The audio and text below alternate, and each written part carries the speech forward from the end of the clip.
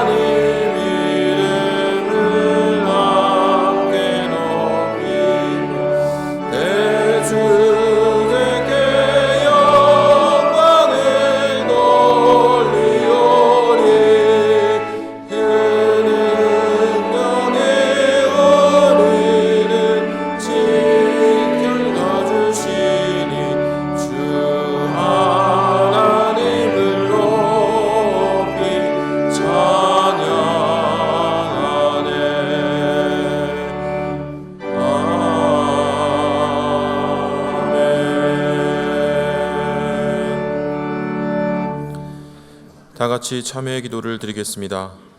자비로우신 하나님, 저희는 하나님의 은혜와 복음 안에 머무는 삶이 필요한 자들이지만 실상은 저희의 교만함으로 하나님과 멀어진 삶을 살아왔습니다. 주님, 저희를 긍휼히 여겨주시고 이제는 주님과 더 깊어지는 성도의 삶이 되게 하옵소서. 이제는 하나님께 저희 각자의 죄를 참회하며 계속 기도드립니다.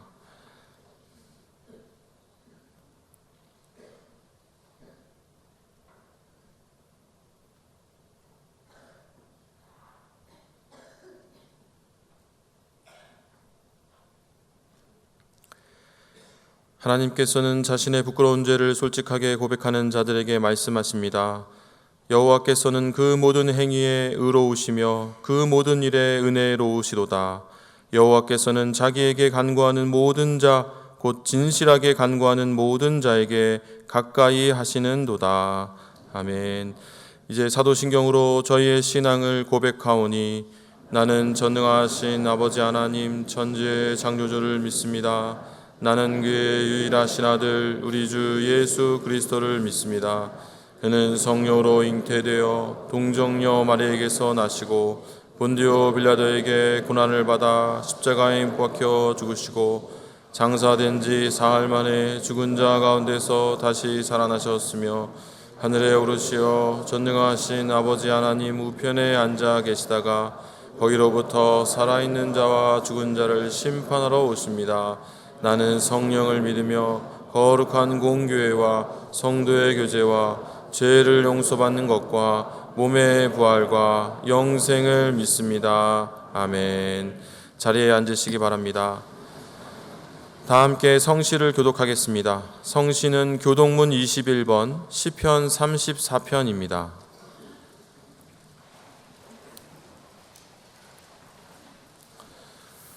내 여호와를 항상 송축하며 내 입술로 항상 주를 찬양하리이다.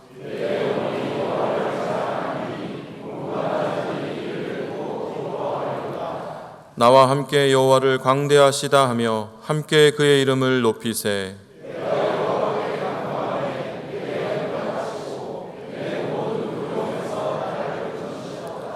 이 곤고한 자가 부르짖음에 여호와께서 들으시고 그의 모든 환난에서 구원하셨도다.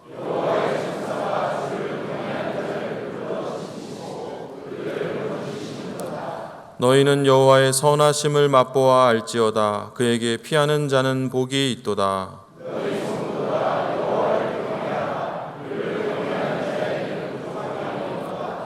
젊은 사자는 궁핍하여 줄일지라도 여호와를 찾는 자는 모든 좋은 것에 부족함이 없으리로다. 아멘.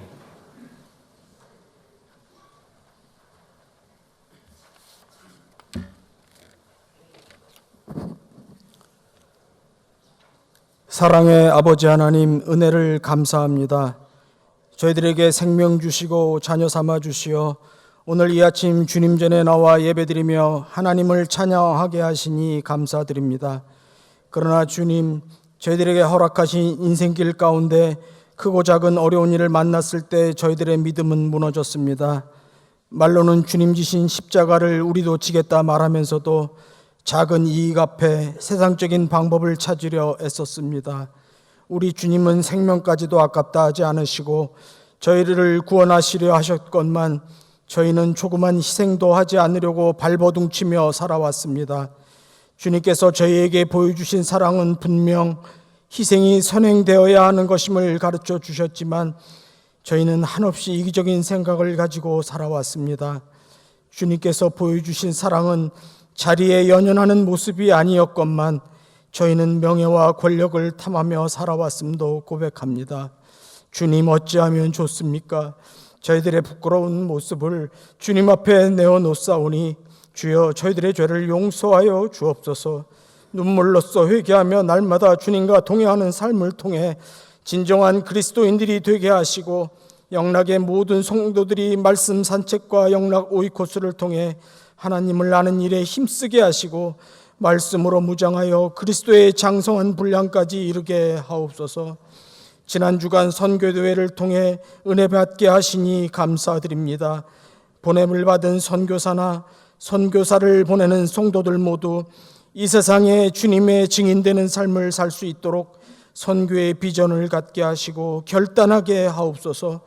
국내외 선교사님들의 눈물의 기도에 응답하여 주시고 결실의 계절 이 가을에 아름답게 열매 맺게 하옵소서. 사송영락교회 건축이 순적하게 진행되게 하시니 감사합니다. 예배하신 목사님과 교인들이 한마음이 되어 사성지역이 하나님의 말씀이 바로 선포되며 모든 지역 주민이 구원받는 성지가 되게 하여 주옵소서. 준비되어지는 귀한 사역들로 인하여 하나님만 영광받아 주옵소서. 항존직 선거를 진행하고 있습니다. 제자들의 발을 씻기신 예수님처럼 주님의 몸된 교회를 위해 헌신하고자 하는 겸손한 사람들이 뽑히게 하여 주옵소서. 마음은 원이지만 교회에 나오지 못하는 교인들의 어려움을 주님 해결하여 주시고 주님의 성전을 사모하는 마음을 주시사 다 같이 이 자리에 나와 예배드리게 하옵소서. 인생의 중요한 시험을 앞둔 성도들과 자녀들에게 하나님의 지혜를 주시고 앞길을 인도하여 주옵소서. 하나님의 뜻에 반하는 차별금지법, 동성연애 등 잘못된 법들이 통과되지 않게 하시고 하나님의 정의가 실현되며 국민들이 하나님 잘 믿는 나라 되게 하옵소서. 이 땅에 복음 통일을 허락하시어 북한에 있는 주님의 자녀들이 마음껏 주님을 찬양하며 기도할 수 있는 날이 속히 오게 하옵소서. 한국교회와 복음 통일을 위해 기도하시는 이철신 원로 목사님의 신원을 강건하게 하여 주시고 김은성 위임 목사님의 말씀 사역, 목회 사역 위에 함께하여 주옵소서. 건강을 지켜주시고 영락교회와 한국교회를 위해 헌신하시는 사역 위에 하나님 함께하여 주옵소서. 모든 교육자님들과 재직들이 주신 사명 잘 감당하며 온전히 하나님께 영광 돌리게 하옵소서. 오늘 목사님을 통해 거룩함에 목이 마르다면 이라는 제 말씀을 주실 때 온 성도들이 마음을 열고 아멘으로 화답하게 하옵소서. 정성껏 준비한 임마누엘 찬양대의 찬양을 기쁘게 받아주시고 하나님의 영광만이 나타나는 귀한 찬양 되게 하옵소서. 이 모든 간구를 우리 주 예수 그리스도의 이름으로 기도하옵나이다. 아멘.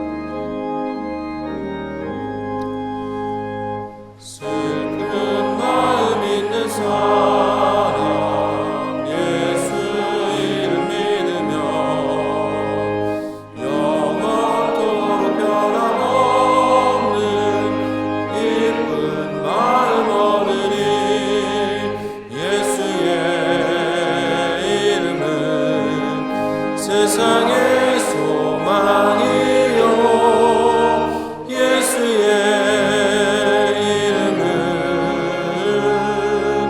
천국의 기쁨일세. 거룩하신 주의 이름 너의 방패 삼으라. 환난 시험 당할 때에 주께 기도드려라. 예수의 이름은 세상의 소망이요 예수의 이름은 천국의 기쁨일세. 존귀하신 주의 이름 우리 기쁨 되도다. 주의 품에 안길 때에 기뻐 찬송 부르리. 예수의 이름은 세상의 소망이요 예수의 이름은 천국의 기쁨일세. 우리 갈 길 나간 후에 보좌 앞에 나가 왕의 왕께 경배하며 멸류관을 드리니. 예수의 이름은 세상의 소망이요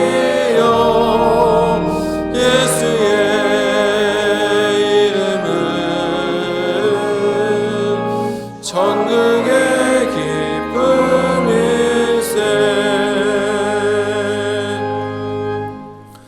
오늘 저희에게 주신 하나님 말씀은 신약성경 마태복음 27장 1절부터 10절까지의 말씀입니다. 마태복음 27장 1절부터 10절까지의 말씀입니다. 하나님의 말씀을 봉독합니다. 새벽에 모든 대제사장들과 백성의 장로들이 예수를 죽이려고 함께 의논하고 결박하여 끌고 가서 총독 빌라도에게 넘겨주니라. 그때 예수를 판 유다가 그의 정죄됨을 보고 스스로 뉘우쳐 그 은 30을 대제사장들과 장로들에게 도로 갖다 주며 이르되 내가 무지한 피를 팔고 죄를 범하였도다 하니 그들이 이르되 그것이 우리에게 무슨 상관이냐 내가 당하라 하거늘 유다가 은을 성소에 던져놓고 물러가서 스스로 목매어 죽은지라.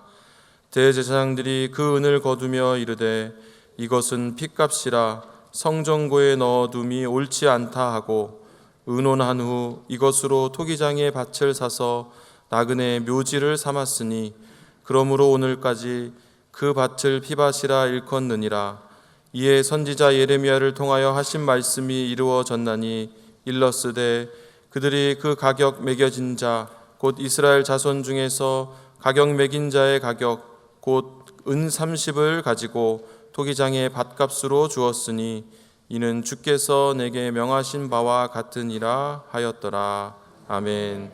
하나님께서 이 말씀을 통하여 저에게 은혜 주시기를 원합니다.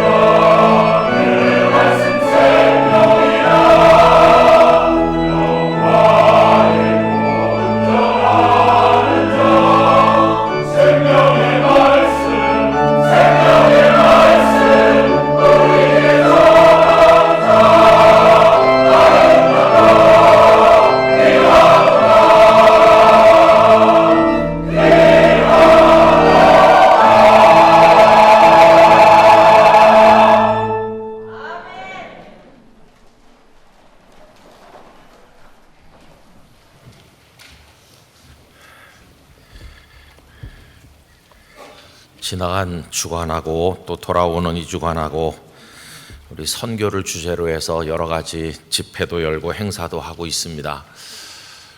복음을 전하는 자들의 발이 아름답다고 그랬는데 오늘 그 찬양이 큰 은혜가 됩니다. 우리의 삶이 하나님의 복음을 전하는데 그 초점이 맞춰져 있기를 바라고 이 주간에는 선교 바자회가 수요일과 금요일에 있습니다. 여러분들이 많이 오셔서 함께 해주시는데요. 가정에 아주 의미 있는 물건들을 기증도 해주시고 또 물건들을 필요한 대로 구매도 해주시고 그래서 바자회가 잘 진행되도록 도와주시기를 바랍니다. 그리고 이제 제자 소그룹 한 주간 또 행사를 하게 되는데 주보사에 넣어드렸으니까 여러분들 보시고 많은 영적 유익이 있으시기를 바랍니다. 날씨가 제법 이제 가을 같구나 이렇게 느끼게 변해가고 있습니다. 이 가을에 모두 영과 육이 강건하시고 오늘도 예배를 통해 하나님의 은혜가 함께 하시기를 간절히 기원합니다. 거룩이라고 하는 것은 우리에게 정말로 중요합니다. 19세기 프랑스 사회학자였던 에밀 듀르케임은 한 사회 안에 거룩의 영역이 남아있으면 아직 그 사회는 희망이 있다고 이야기하였습니다. 그의 말은 소돔성을 위해서 드린 아브라함의 기도를 연상하게 만듭니다. 아브라함은 6번에 걸쳐서 기도를 하면서 맨 마지막에는 소돔성의 의인 10명이 있으면 어떻게 하시겠습니까? 라고 했을 때 하나님께서는 의인 10명만 있어도 그 성을 멸하지 않겠다고 말씀을 하셨습니다. 그 의인 10사람이 거룩의 영역이 되는 것이고 성 전체를 구원하게 된다는 것을 우리가 깨닫게 되는 것이죠. 오늘 본문에는 거룩을 지키려고 노력한 사람들의 이야기가 나오는데 뜻밖에도 그들은 예루살렘의 대제사장들과 일부 백성의 장로들이었다고 생각합니다. 이 사람들은 이스라엘은 거룩한 민족이다 라고 믿었습니다. 그 이유는 예루살렘이 거룩한 하나님의 도성이고 그 한복판에 하나님을 경배하는 거룩한 성전이 있기 때문이며 자신들의 사명은 그것을 거룩하게 지켜나가는 것이라고 믿었습니다. 2000여 년 전 어느 날 급박한 새벽에 몇 사람의 대제사장들이 모임을 가지게 되었습니다. 사실 그 새벽은 인류 역사 이래로 가장 분주하고 긴박한 새벽이었다고 말할 수 있습니다. 왜 그러냐면 이미 그 사람들은 가야바 법정에서 사내들인 공회를 열고 예수님을 끌어다가 사형에 해당한다고 정죄한 이후에 빌라도 총독에게 넘긴 이후이기 때문입니다. 오늘 말씀 1절과 2절이 그것을 보여주죠. 새벽에 모든 대제사장과 백성의 장로들이 예수를 죽이려고 함께 의논하고 결박하여 끌고 가서 총독 빌라도에게 넘겨주니라. 새벽에 그 모든 엄청난 일이 이루어졌고 예수님께서는 우리 시간으로 오전 9시에 십자가에 처형되셨기 때문에 그 새벽 오전 9시까지고 얼마 안 되는 시간이 인류 일의 가장 긴박한 시간이었다고 말하는 것도 틀린 바는 아닐 것입니다. 그 긴박한 시간에 몇 사람이 모인 이유는 무엇이었을까요? 그것은 다른 게 아니라 은 30이라는 돈을 어떻게 처리할 것인가를 결정하기 위해서였습니다. 은 30이란 돈도 문제였고 그 돈을 가져온 사람도 문제였습니다. 은 30을 들고 온 사람은 가룟 유다였습니다. 그는 한때 예수님의 제자였지만 대제사장들과 백성의 장로들을 위해서 아주 중요한 일을 해주었습니다. 사실 이 사람들은 오래전부터 예수님을 죽이려고 하고 있었는데 그 기회를 찾지 못하고 있던 중에 유다가 자기 발로 찾아와서 예수님을 넘겨주겠노라고 이야기하게 된 것이고 아마 그때 대제사장들도 상당히 놀랐을 것이라고 생각합니다. 어쨌든 유다는 백성들이 지켜보지 않는 은밀한 시간에 다른 사람은 잘 모르는 겟세마네 그 예수님이 기도하던 장소에서 그들의 손에 예수님을 넘겨주는 그들의 입장에서 보면 아주 중요한 일을 해준 인물이었습니다. 그런데 바로 그 사람이 깊이 탄식하고 후회하는 모습으로 은 30을 도로 가져온 것입니다. 그 돈을 돌려주면서 아마 예수님을 내놓으라고 하는 쪽으로 말했겠죠. 그러나 이미 예수님은 빌라도 총독에게 넘어간 이후이고 그들은 자신들의 목적을 이루었기 때문에 이 유다라는 한 사람에 대해서 애착심도 동정심도 가질 필요가 없었습니다. 그들은 그를 사정없이 냉정하게 내쫓습니다. 오늘 말씀 3절과 4절에 보시면 그때 예수를 판 유다가 그의 정죄됨을 보고 스스로 뉘우쳐 그 은 30을 대제사장들과 장로들에게 도로 갖다 주며 이르되 내가 무죄한 피를 팔고 죄를 범하였도다 하니 그들이 이르되 그것이 우리에게 무슨 상관이냐 네가 당하라 하거늘. 이래서 유다는 쫓겨나게 된 것이었습니다. 그런데 여러분 여기서 우리가 생각할 게 중요한 것은요, 이들이 유다를 쫓아낸 또 다른 이유가 있다는 것입니다. 그것은 다른 게 아니라 자신들의 거룩함을 지키기 위해서였습니다. 그가 들고 온 은 30은 처음에는 그들 주머니에 있던 겁니다. 그런데 예수님을 넘겨받는 대가로 유다에게 넘겨주었고 그때부터 그 은 30은 이 세상에서 가장 더러운 돈이 된 겁니다. 스승을 배신하여 죽음으로 몰아넣는 배반의 대가로 받은 돈이기 때문에 이 대제사장들도 이 돈이 더러운 돈이다 이렇게 생각을 하게 된 것입니다. 그래서 그들은 이 더러운 돈을 성전 금고에 넣을 수가 없다고 결론을 내리게 된 겁니다. 여러분 오늘 말씀 6절에 보면 이렇게 되어 있죠. 대제사장들이 그 은을 거두며 이르되 이것은 핏값이라 성전고에 넣어둠이 옳지 않다 하고, 그들은 유다도 쫓아냈고 유다가 던지고 간 은 30도 더러운 돈으로 정죄해서 자신들의 거룩을 지키기 위해 성전의 거룩을 지킨다는 명분으로 그것을 성전 금고에 넣지 않기로 결정을 하게 되었다는 겁니다. 여러분, 이 바쁜 새벽 시간에 모였던 그 모임에서 그들이 내린 결론이 어떻다고 생각하십니까? 저는 그들이 내린 결론이 아주 현명하다고 생각합니다.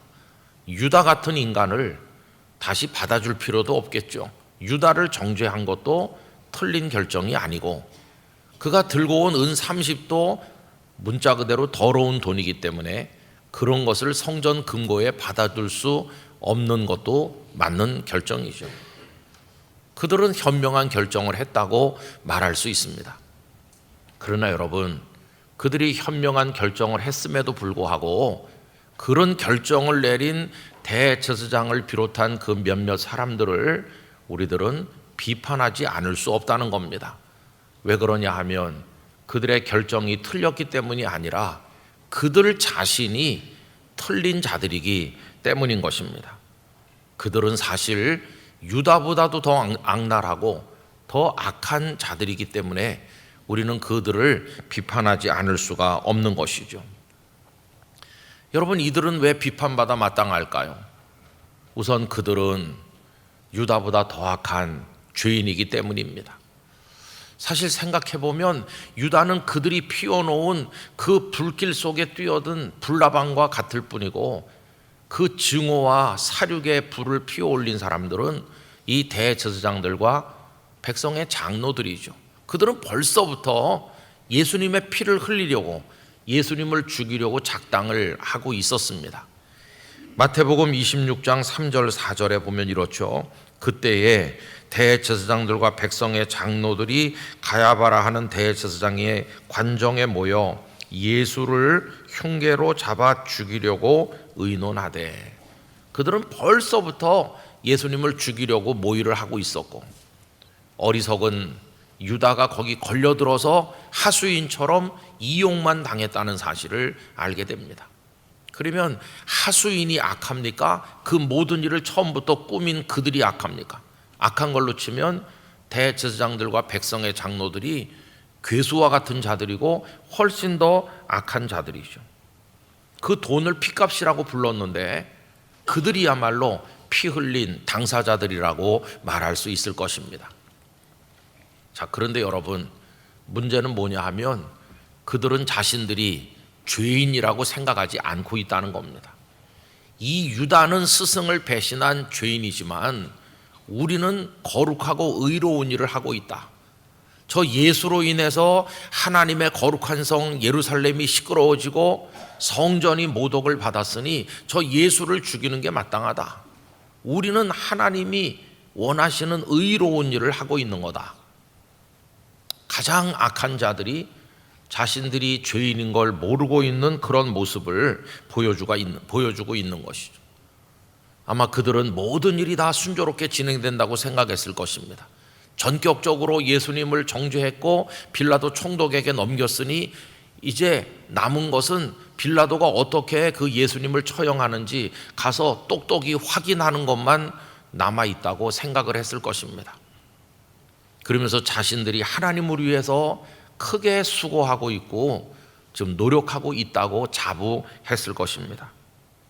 자, 그런데 여러분, 이 세상의 모든 무지가 슬프고 마음 아픈 것이지만 가장 치명적인 무지가 뭘까요? 그것은 자기가 죄인이라는 것을 모르는 무지입니다. 자기가 죄인인 줄을 알면 죄를 지은 자도 희망이 있습니다. 왜요? 회개의 문이 열리니까. 자기가 죄인인 줄 알면 회개하고 하나님의 구원의 은총을 얻을 수 있기 때문에 희망이 있습니다. 그런데 자기가 죄인인 줄 모르는 자들에게는 회개의 문이 닫히는 것이고 하나님의 진노 아래 놓이게 되는 것입니다. 그들은 유다를 정죄해서 내쫓았지만 그들 자신이 장차 하나님 앞에서 영원히 쫓겨날 것을 전혀 알지 못하고 있었다는 것입니다. 여러분, 사실 이 세상에는 쫓아내고 쫓겨나는 일이 비일비재하게 많습니다. 어떤 곳에서는 못 배웠다고 쫓겨나고 가진 게 없다고 쫓겨나고 이런저런 왕따를 당하면서 쫓겨나는 사람들이 세계 도처에 많고 그것이 우리를 비참하게 슬프게 만드는 게 사실인데 가장 치명적인 것은 하나님 앞에서 쫓겨나는 겁니다.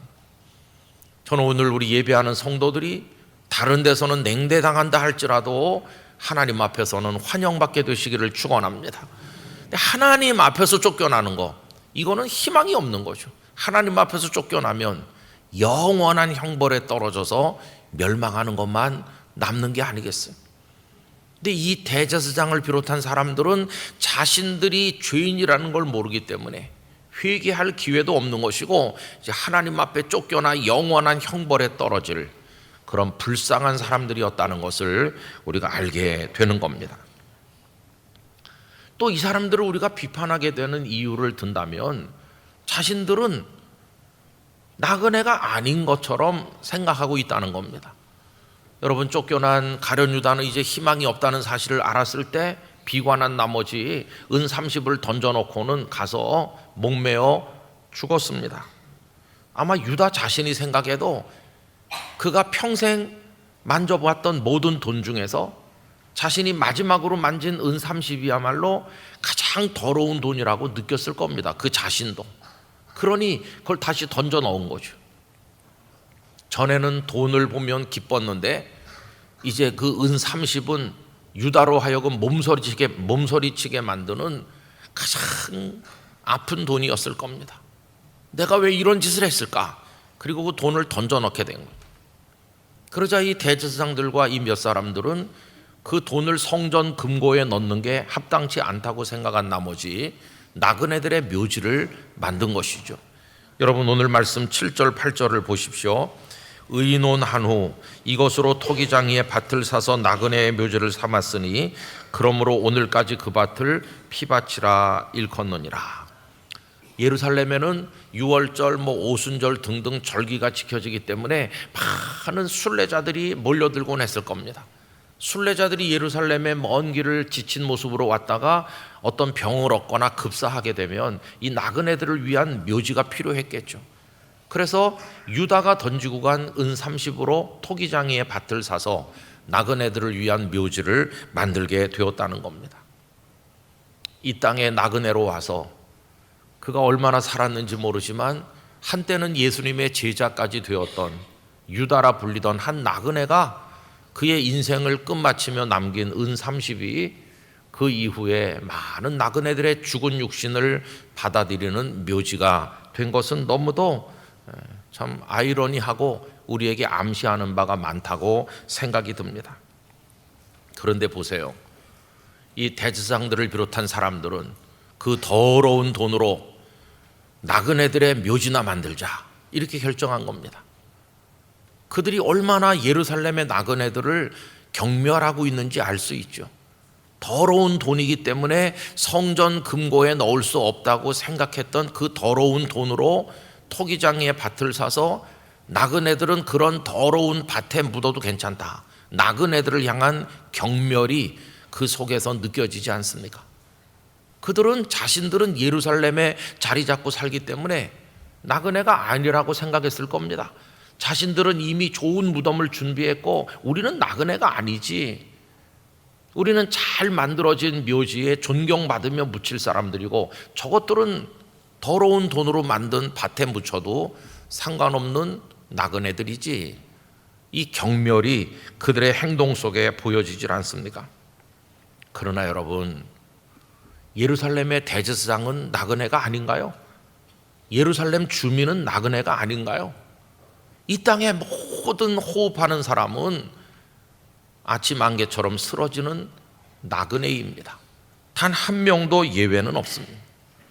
여러분, 자신이 나그네라는 것만 인식하고 살아도 우린 하나님 앞에 교만하지 않을 것입니다. 베드로전서 2장 11절은 사랑하는 자들아 거류민과 나그네 같은 너희를 권하노니 라고 말씀했는데, 우린 이 땅에 잠깐 머무는 자와 같고 나그네임을 밝혀주고 있는 말씀입니다. 그래서 이 세상의 모든 사람이 다 나그네고, 이 세상에 예루살렘 전체, 로마 제국의 영토 전체, 이 땅이라 불리는 지구촌 전체가 나그네 인생들의 무덤이 아닙니까? 여러분, 우리도 그 나그네들 중에 한 사람으로 잠깐 숨을 쉬고 있는 것이고, 언젠간 우리들도 어딘가에 묻혀서 이 세상이 우리 육신을 받아주게 될 것입니다. 그런데 이 대지상들, 이 사람들은 자기들은 죄인도 아니요 의로운 일을 하는 사람들이요, 자신들은 나그네도 아닌 것처럼 행동하고 있는 것을 볼 수가 있는 것입니다. 여러분, 그들은 새벽 일찍 모여서 예수님을 끌어다가 재판을 하고 죽이도록 사형 언도를 내리고 빌라도에게 넘겨주었습니다. 그게 거룩을 지키는 거라고 생각했고, 유다 같은 자를 쫓아내는 것도 그의 돈을 더럽다고 생각해서 성전 금고에 넣지 않기로 한 것도 다 자기들 나름대로 예루살렘의 거룩, 성전의 거룩, 이걸 지키기 위한 자기들 나름대로의 방식이었겠죠. 여러분, 그래서 예루살렘이 거룩한 도성이 되었나요? 그래서 성전이 거룩해졌나요? 그리고 그들 자신은 거룩한 사람이 되었나요? 아닙니다. 그들 방식으로 지킨 거룩은 오히려 그 반대였습니다. 얼마나 더럽고 가증하고 악한 것인지, 그들 자신도 가장 악한 죄인이고, 그들 자신도 가장 불쌍한 나그네고, 예루살렘이란 도시도 곧 무너질 도시에 불과했고, 그들이 그렇게 소중히 여겼던 성전, 아무 의미도 없는 돌로 쌓은 집에 불과했었다고 하는 것입니다. 이 땅에 거룩은 존재하지 않았음을 알게 됩니다. 거룩이 있으면 그 사회가 희망이 있다고 에밀 두르케임이 말했다고 그랬는데, 예루살렘에 거룩이 없으니 예루살렘은 티투스 장군에 의해서 예수님 말씀한 대로 돌이 돌 하나 덧놓이지 않을 만큼 다 무너져 내린 거죠. 저는 우리 대한민국 사회를 생각해 봅니다. 우리 대한민국에 거룩의 영역이 있을까? 어디가 거룩한 곳일까? 누가 거룩한 사람일까? 대한민국에 의인 10명이 있는 것일까? 거룩의 영역이 있나? 이런 질문을 안 할 수가 없습니다. 여러분, 정치인 중에 희망을 걸어도 될 사람, 기업 경영인 중에서 우리가 거룩한 경영인이야 라고 할 사람, 사회 지도층 인사들 중에서, 아니면은 우리 교회 지도자들 중에서, 성도들 중에서 그래도 거룩이라고 하는 걸 담보해 낼 만한 사람이 있나, 이렇게 생각해 보면 눈물밖에 흐르는 게 없어요. 대한민국이 소돔이고 대한민국이 티투스 장군의 공격을 받는 예루살렘과 다를 바가 없구나, 이 땅에 거룩은 없는가, 그런 탄식이 느껴지고, 오늘 설교 제목 그대로 거룩의 목이 마른 그런 우리의 불쌍한 존재들을 보게 된다는 것입니다. 여러분, 정말 이 세상에 거룩은 없는 것일까요? 그러나 오늘 읽은 이 말씀 속에는 거룩에 목말라 절망하는 우리들에게 희망의 빛을 보여줍니다. 그것은 이 세상에 거룩이 있다고 말씀하고 있는 것이죠. 여러분, 이 세상에 거룩함이 있습니다. 그럼 도대체 어디 있습니까? 그 답이 오늘 본문 4절에 있습니다. 4절 말씀을 다 같이 읽어보실까요? 이르되 내가 무죄한 피를 팔고 죄를 범하였도다 하니 그들이 이르되 그것이 우리에게 무슨 상관이냐, 내가 당하라 하거늘. 유다가 와서 그들에게 돈을 도로 돌려주면서 하는 말 가운데 그가 말하기를 내가 무죄한 피를 팔았다. 여기 무죄한 피, 라는 말이 나오잖아요. 무죄한 피는 죄 없는 사람의 피를 말하는 거죠. 죄 없는 자, 그가 거룩한 분이시죠. 죄가 없으니까. 누가 죄가 없습니까? 히브리서 4장 15절은 이렇게 말씀합니다. 우리에게 있는 대제사장은 우리의 연약함을 동정하지 못하실 리가 아니시오. 모든 일에 우리와 똑같이 시험을 받으신 이로되 죄는 없으시니라. 죄 없으신 분, 무죄한 분 누구십니까? 우리 구주 예수 그리스도이시죠.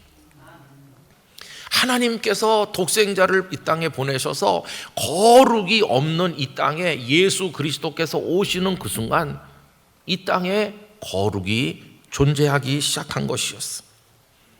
죄인은 죄인을 구원할 수 없습니다. 함께 깊은 웅덩이에 빠진 사람들끼리는 서로를 구원할 수 없습니다. 저 바깥에서 누가 줄을 던져줘야 되는데 죄악의 수렁에 빠진 우리들이 스스로를 구원하지 못하고 멸망해 갈 때 하늘로부터 오신 거룩하신 분, 유일한 생명의 구주 예수님께서 우리에게 다가와 주신 것입니다. 우리를 구원하실 유일한 구주는 예수님 뿐이십니다.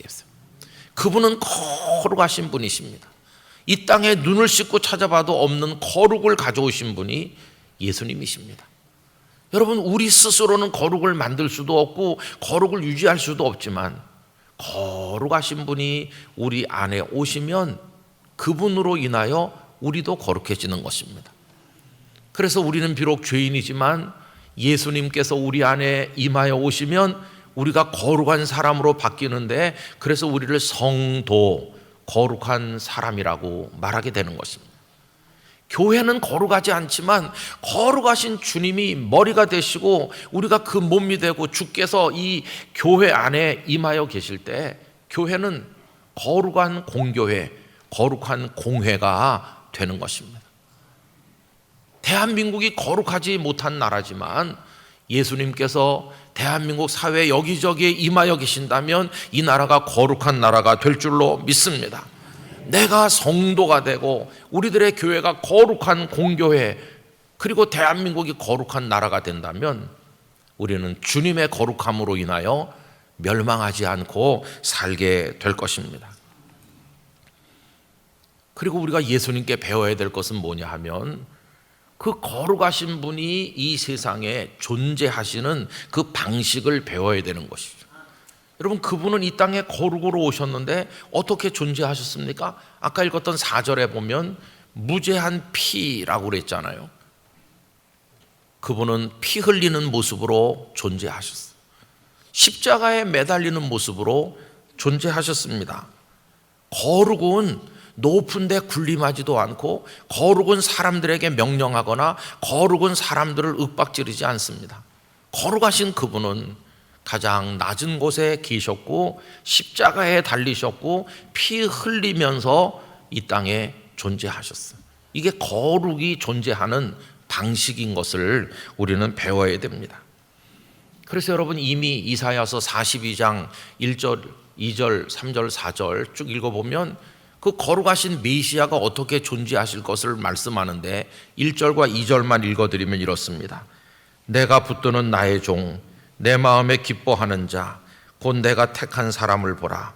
내가 나의 영을 그에게 주었은즉 그가 이방의 정의를 베풀리라. 그 다음에 보시면요, 거룩하신 그분은 외치지 아니하며. 우리는 너무 많이 외치잖아요. 세상에 나가서 떠들어댑니다. 우리는. 그분은 목소리를 높이지 아니하며. 우리는 우리 자신을 드러내기 위해서 얼마나 많이 소리를 높이는지 몰라요. 그분은 목소리를 높이지 않았는데 그 소리를 거리에 들리게 하지 아니하셨다. 그리고 오히려 낮은 곳에서 십자가에 달려 무죄한 피를 흘리는 방식으로 이 세상에 거룩으로 존재하셨다는 겁니다. 여러분, 이제 대한민국에 사는 성도들은 예수님을 모심으로써 거룩한 사람이 되어야 하고, 이제 우리는 어떤 방식으로 대한민국 사회에 거룩한 자로 존재해야 되는가 예수님에게서 배우게 되기를 원합니다. 그게 십자가를 지는 겁니다. 예수님과 함께 갈라디아서 2장 20절에 바울의 고백을 우리가 배우기를 원합니다. 화면에서 다 같이 한번 읽어보실까요? 내가 그리스도와 함께 십자가에 못 박혔나니 그런즉 이제는 내가 사는 것이 아니요 오직 내 안에 그리스도께서 사시는 것이라.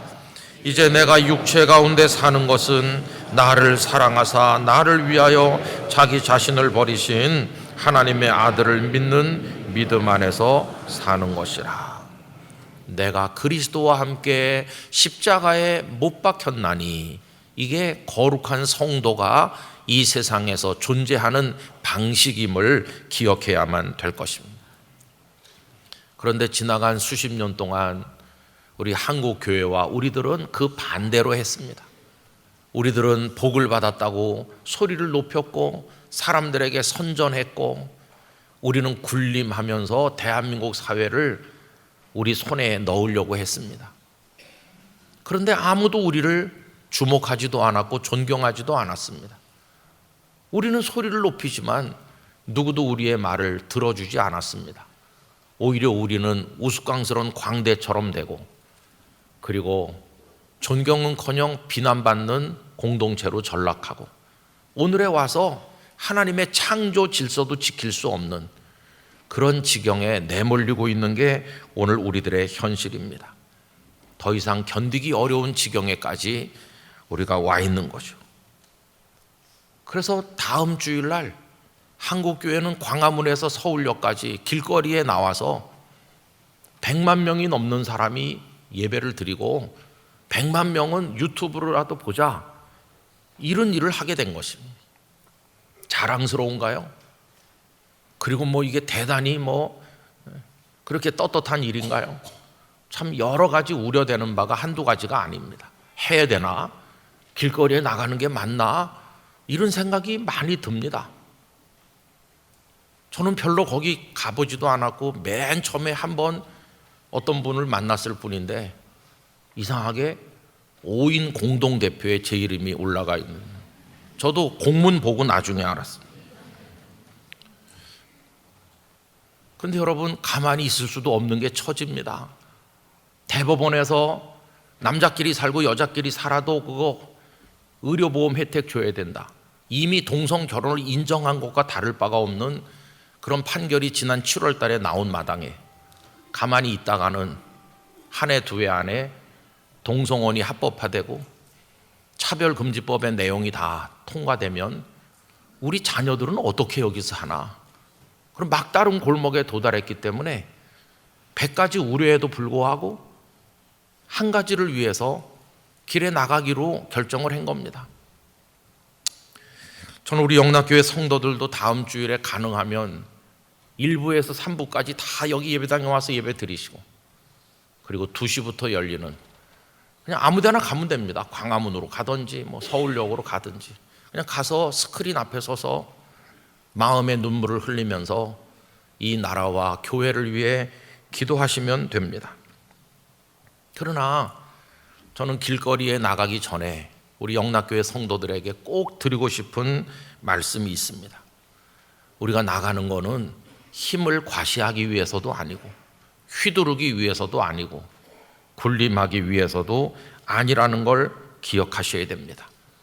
우리는 예수님처럼 하기를 원합니다. 예수님이 어떻게 거룩으로 존재하셨는지 그 방식을 배우기를 원합니다. 우리는 시끄럽지 않게 조용히 하기를 원합니다. 그게 존재하는 방식이니까요.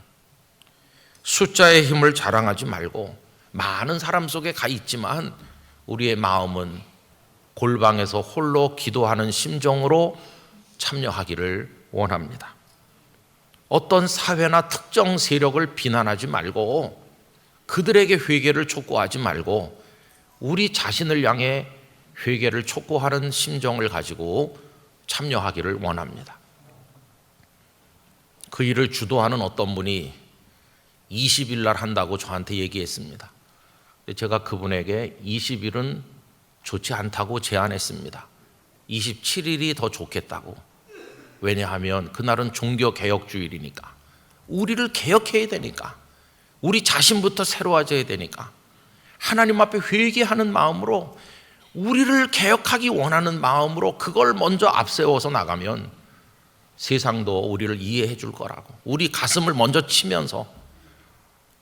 그래서 저는 우리 영락교회 성도들은 다른 사람을 향해 회개를 촉구하기 위해서가 아니라 우리 자신이 회개하기 위해서 그 자리에 가게 되기를 간절히 바라는 것입니다. 여러분, 거룩은 무슨 성명서를 발표하거나 현수막을 건다고 만들어지는 게 아닙니다. 거룩은 그렇게 되는 게 아니죠.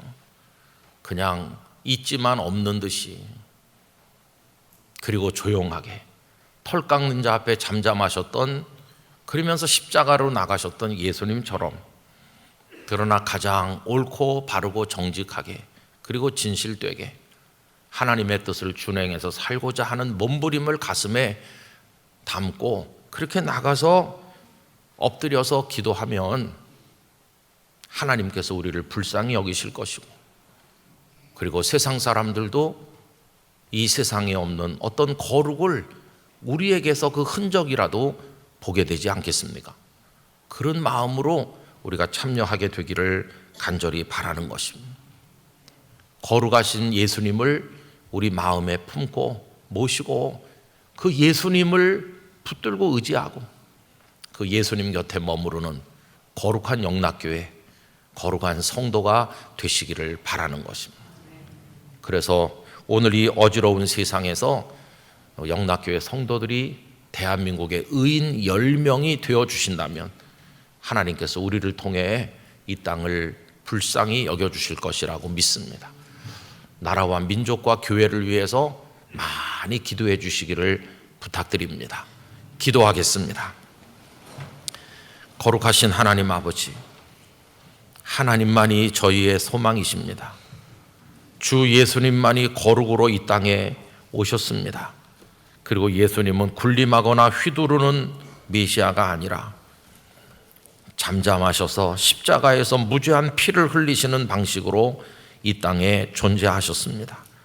주님의 거룩을 저희 안에 모시고 주님처럼 존재하면서 저희가 지켜야 될 것들을 지키고 대한민국과 이 세상이 하나님의 뜻에 무릎 꿇는 곳이 되도록 저희를 드리게 하여 주시옵소서. 예수님의 이름으로 기도하옵나이다. 아멘.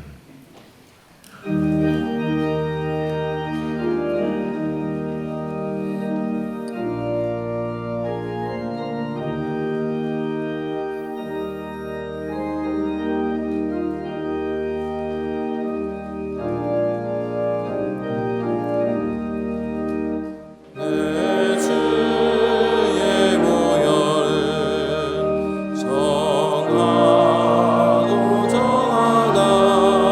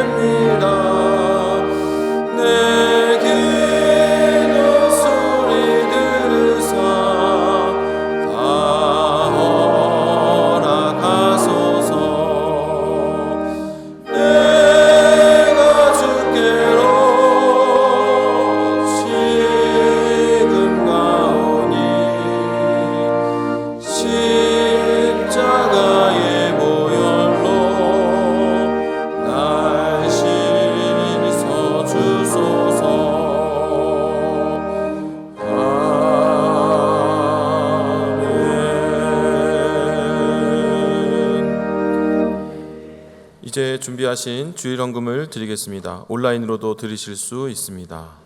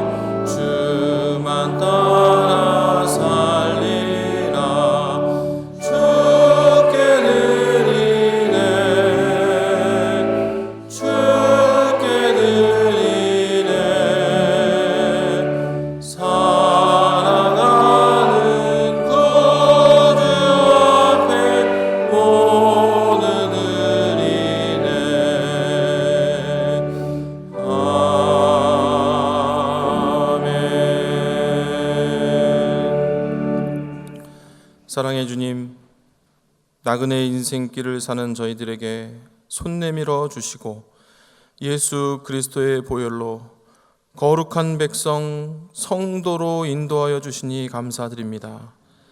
베풀어 주신 그 은혜와 사랑에 감사하여 예물 드림으로 저희의 사랑을 고백합니다.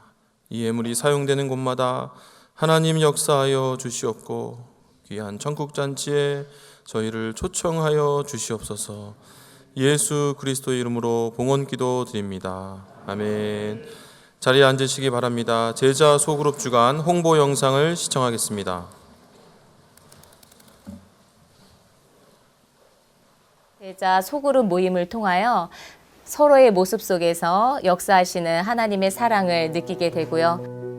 많은 대중 앞에서 나설 때는 힘들었던 게 소그룹으로 하니까 조그맣게 다가오는 모습들이 굉장히 마음이 많이 와닿고 그러고 마음이 좀 열리고 믿음이 좀 성장되었던 것 같습니다. 얼마나 감사하고 위로가 됐는지 모릅니다. 그래서 이런 기쁨을 다른 분들과도 나누고 싶었습니다.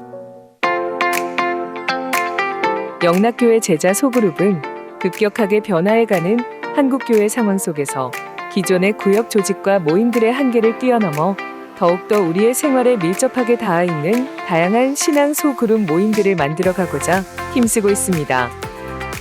또한 다양한 소그룹들이 자연 발생하고 지속적으로 확장해 나갈 수 있도록 섬기는 제자로서의 소그룹 리더들을 양육하는 데 주력하고 있습니다. 이번 제자 소그룹 주간을 통하여 영락교회의 미래와 소그룹의 중요성을 다시 한번 되새기실 수 있기를 바랍니다. 개인 신앙생활과 교회 공동체 생활에서 다양한 소그룹들이 생겨나고 거룩한 나눔이 우리의 생활 가운데 밀접하게 녹아들 수 있도록, 그리고 예수 그리스도의 참 제자된 삶을 살아갈 수 있도록 모든 영락교회 성도님들의 많은 기도와 참여를 바랍니다. 진짜 믿음 없이 붙들지 않으면은 살 수 없는 그런 와중까지 온 거예요. 이런 걸 어디 가서 막 내놓고 얘기를 안 했었어요. 근데 소그룹을 하다 보니까 조금 나가면서 중보기도 같이 기도하니까 모든 것이 다 편하고. 제가 소그룹을 할 수 있는 것은 성경에 대한 지식이 많아서가 아닙니다. 하지만 하나님이 주시는 담대함이 있고 성령님께서 저희에게 지혜와 능력으로 인도해 주시기 때문입니다. 꿈꾸는 소그룹은 정말 이 소그룹 안에서 사람이 좋아서 계속 있고 싶어지고 그 안에 있는 하나님의 말씀이 좋아서 배우고 싶어지는 그런 살아있는 소그룹, 영락교회가 다시금 부흥하는 모습들을 또 보고 싶고요. 충분히 가능하다고 생각이 듭니다. 이 땅에서도 천국을 맛보게 하시는 하나님께 모든 영광을 올려드립니다.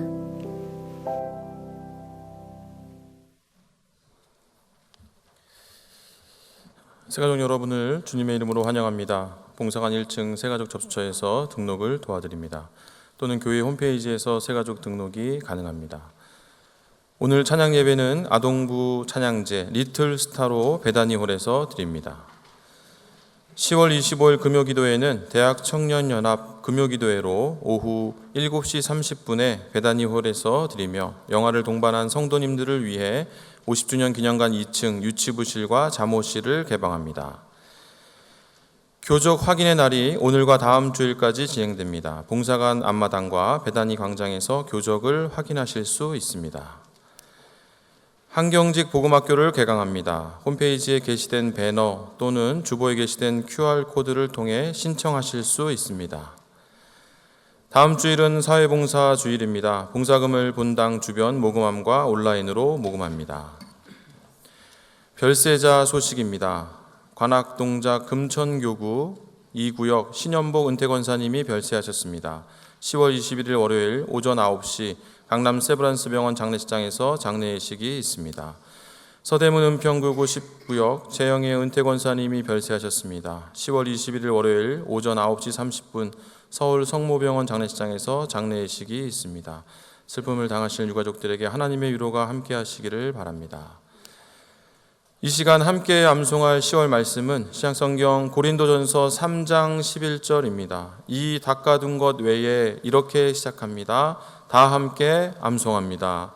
이 닦아둔 것 외에 능히 다른 터를 닦아둘 자가 없으니 이 터는 곧 예수 그리스도라. 고린도전서 3장 11절 말씀. 아멘. 다 같이 일어나셔서 앞뒤 좌우에 계신 분들과 인사 나누겠습니다. 예수님께만 거룩함이 있습니다.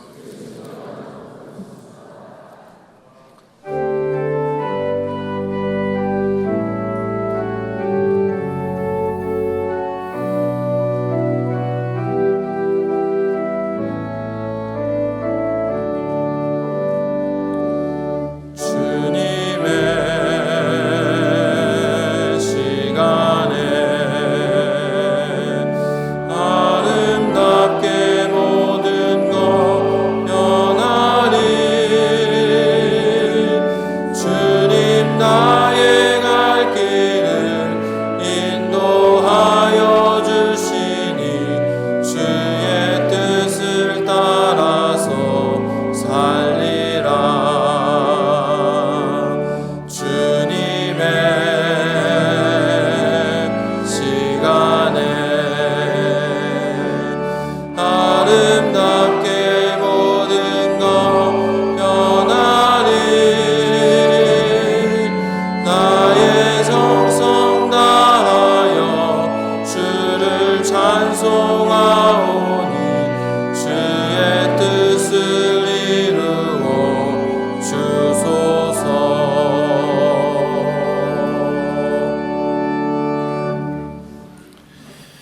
이제는 유일하신 생명의 구주 거룩하신 예수 그리스도의 은혜와 하나님 아버지의 사랑과 성령님의 교통하심이 우리 중에 거룩이 없어 목말라 하면서 거룩하신 주님을 모셔 성도되고 주님을 모셔 거룩한 공회가 되며 주님을 모셔 거룩한 나라가 되기를 간절히 바라며 겸손한 주님을 따라 이 땅을 살아가기로 다짐하는 모든 성도들과 그 삶의 선교사님들과 진행될 선교 바자회를 비롯한 여러 가지 일들 위해 이제로부터 영원까지 함께 하시기를 간절히 축원하옵나이다. 아멘.